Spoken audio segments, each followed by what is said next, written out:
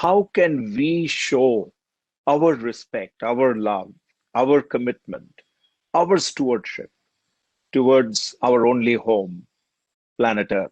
We now have true and deep meaning being assigned to environmental stewardship, social responsibility, and purposeful governance. They're saying the first top 1,000 companies will do it voluntarily. And I sense that many more than 1,000 will do it. Look at the fantastic things that CII is doing. They have a center for excellence which can support people. Many people in the country have put up their hands to make sure that BRSR will become a reality without too much disruption or too much cost. It'll get integrated with the way that accounting is done. I've been advocating strongly blockchaining accounting and auditing in order to make the 6 capitals come alive. Today's conference with Joe Biden actually chaired got China involved, saying that they also are keen. They have made their own commitment to get to net zero for the whole country. India is just about to make that commitment, and we will see India sticking to that commitment. I think the way the money managers used to look at moving away from just looking at only your P&L number and balance sheet number, and then look at only the return ratios, and then the base of which, with the historical way of investing, which all the money managers are used to it. But one other question which now comes actually is that if you're not aligned to the ESG framework, the question of sustainability, or rather the firm remaining in the future, itself comes into the question mark. The companies are now realizing that rather than a linear economy, we have to go into a circular economy perspective, which is again a pillar of ESG, which is there. And I'm seeing that change happening because the maturity of discussions during last 1 or 2 years that I have seen that the corporate India have reflected. What is happening is the future business models are becoming more as solution providers. They don't want to be seen as problem creators. The importance of the big corporates, I cannot mention enough that actually it is so important for them to be on board. So look at the major oil and gas companies globally across the world. It has been so important for them to be part of this transition. And whilst government frameworks have been really important to actually create what is, a level playing field as well, that profits with a purpose. We need to look at profits in a slightly different way. Profit can be very positive, especially if it's regenerative and it's going into actually looking at these bigger investment projects, whether it's in solar, whether it's in electric vehicle infrastructure charging. These are all sort of big national priorities for nations across the world. I think one of the areas where I would assume, I think the greater communication and good can be done by launching funds which actually invest in ESG as a concept. Even the money managers, when we start actually highlighting that I invest only on those companies who are ESG compliant, I think once you start communicating that very clearly as a money managers, what are the parameters you look at while looking at investing in various companies, not just only the return ratio which I mentioned about earlier, even the practices they bring in the interest of the economy at large. You have to pay attention, the form of management scorecard, on the basis of which we consider investments in various companies. And that's something in the worldwide. Money managers already started doing that. There are many firms who completely ignore valuations over ESG score. And that's, I think, a new model which is emerging, and which essentially means that more and more such fund launches, and as such fund launches happens, more communication happens. And such kind of communication, in my view, would also make the retail investors realize, so going only chasing profit, chasing return is the right way to do things. Of course, chase both, but taking into account some kind of filtering process, taking into account the ESG score, etc.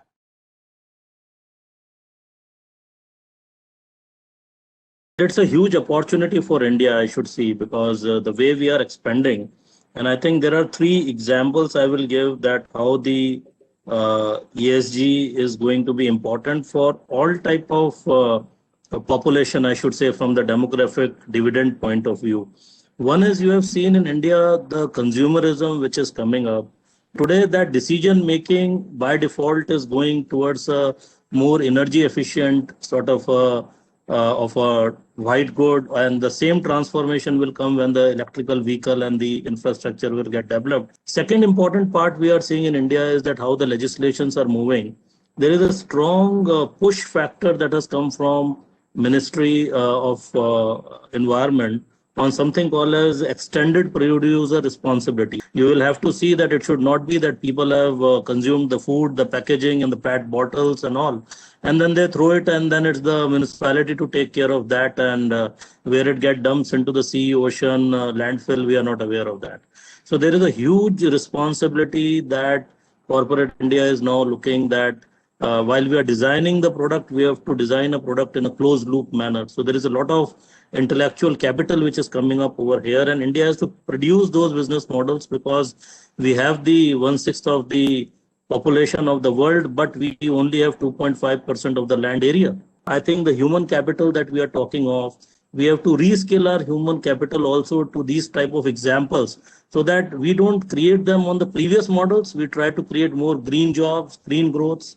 And from the social capital view, there are Indian specific goals and targets that Niti Aayog has made.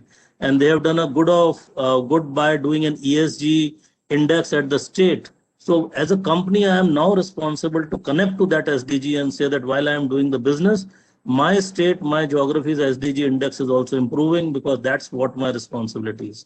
What is important now is to make sure that those resources get allocated. First, you need to create the attractiveness in your company through your business models, what you wish to do. How do you wish to achieve the 4 pillars of COP26, for example? You could set your goals around very specific objectives now. The emphasis that is now put on safe working conditions is unprecedented. The definition of what should be kept safe has been expanded so dramatically.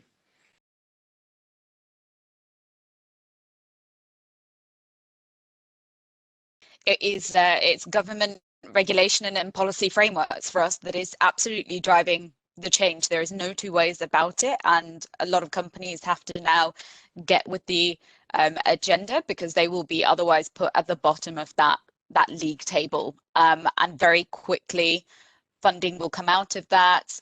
Consumers also have a really powerful voice as well in terms of determining, how well a company performs. So in terms of turning the warm words into delivery and action, that is one part of it.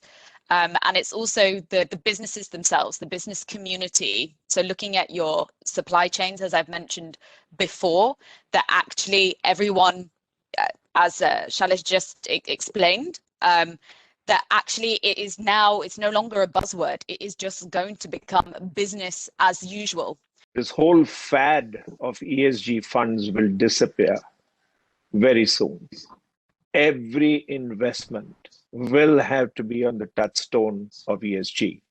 I'll give you a very striking example. We raised some green bonds of significant sum, 100 million US. And when we were about to get the disbursement, we were asked whether we are ESG compliant. Fortunately, at the holding company level, we were. But then they asked us another question. The investments or the lending that you're going to do also going to be to ESG compliant companies. And there we said, please give us 2 or 3 years to be in compliance. So that's where the rub is going to lie. And therefore, I'm very happy that Tanya talked about green financing as one of the major parts of COP26. Tanya, that's going to be a very significant influencer. And I can see that this whole fad is just a fad. Every investment, every commitment of capital has to be based on ESG.